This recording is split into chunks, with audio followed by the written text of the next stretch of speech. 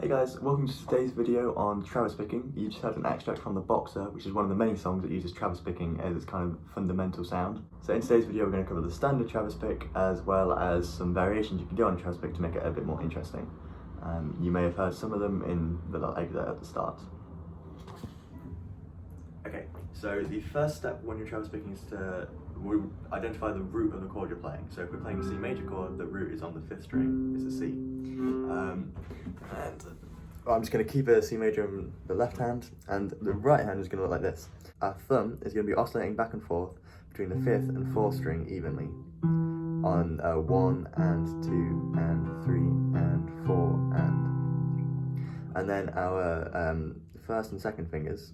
Our second finger, our pointy finger is going to be on the 3rd string, and our middle finger will be on the 2nd string. And we're going to intersperse evenly. We'll start with just the ring finger. 1 and 2 and 3 and 4 and. So it's kind of halfway between these two. And then once you've got that down, add in the first finger on the 3rd string, and that's going to come after the 4th string and before the 5th. So it's going to ultimately look like 5 2 4 3 5 2 4 3 5 2 4 3. You can also remember it's kind of like outside inside outside inside outside inside, and you're looking for it to be nice and smooth.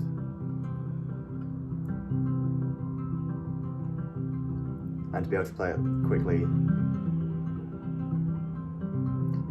and more importantly, slowly. You want to, no matter what tempo you're playing at, you want to keep the notes evenly spaced and keep a clear sense of pulse throughout. Okay, now I said that first it was to identify the root of the chord. Let's say we're playing a G major. Here the root is on the 6th string, the G. So instead of playing 5 2 4 3, we're going to be playing 6 2 4 3 6 2 4 3 6 2 4 3 6 2 4 3. So the point is that on the beat you're playing the root of the chord. Usually it's either the 5th or 6th string, unless you're playing like a D major or something. So 6 2 4 3 6 2 4 3 6 2 4 3 6 2 4 3. Right, so hopefully you've got that. Just start practicing that, take it nice and slow, and remember being smooth and even is the most important thing. And now we're going to look at some variations. So first of all, I'll call this the pinch variation. I'm not sure if it has a proper name, it probably does. We're going to keep the same fingers on the same strings and everything, nothing's changing about the notes we're playing, we're going to change the rhythm in which we're playing it. So rather than having 4 evenly spaced notes, 1 2 3 4, we're going to combine the 1st and 2nd into a pinch. 1 and 2 and 3 and 4 and. So previously it was 1 and 2 and. Now it's 1 and 2 and. So your thumb is still plucking the root note on the beat, and you're still plucking the 4th string in between the beats on the and. So you tend to alternate between doing a pinch and a standard Travis pick. So that's pinch, standard, 1 and standard, 1. Okay, and if we were doing on a G major, it would be 6 and 2 together.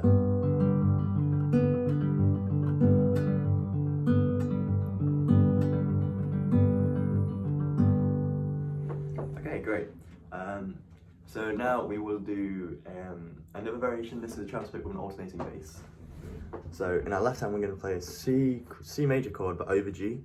So if you see it's like a C major, we're moving the ring finger up 1 and pinging the pinky finger beneath it. So we've got a C major chord but with this G in the bass. For this, we're going to go back to our standard Travis pick, but we're going to swap between playing the 5th and 6th string on the beat. So to begin with, we're going to play this on the beat. So 1 and now we're going to swap to be playing the E string, the 6th string. So the note would be C and G and C and G and sped up.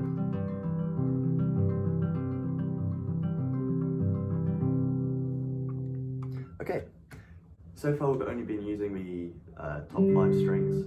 We haven't used this high E string yet, so we're going to incorporate that now. There are loads of different ways you can do it. We'll start off with the pinch method, and then you can experiment with more at home. So C major in the left hand, and instead of pinching 5 and 2, as we did before, we're going to pinch 5 and 1, and then just do everything else the same, and nothing will change other than this 5 and 1. We're going to pinch 5 and 1 together, and then the 4th string, 3rd string, and then just a normal Travis pick, so 5, 2, 4, 3, and then 5 and 1, pinch.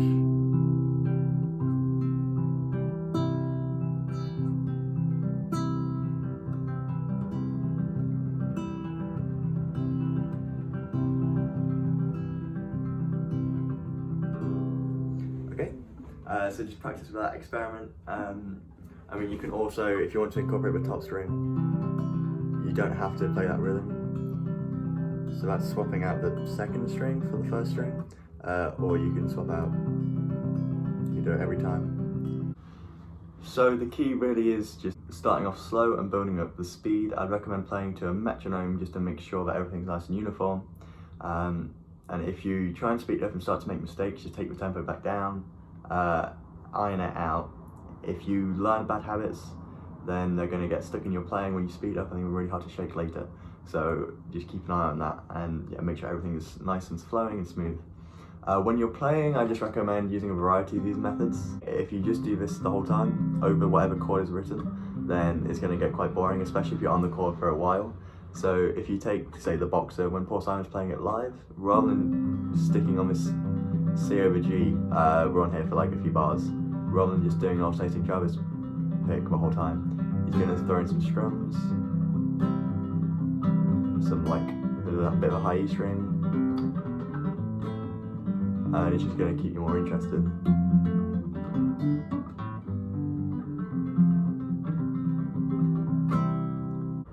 If you have any questions, leave them in the comments down below. If you'd like to see a full tutorial of the Boxer, let me know, I can film one of those. If you found this video useful, please like and subscribe, and have a good day.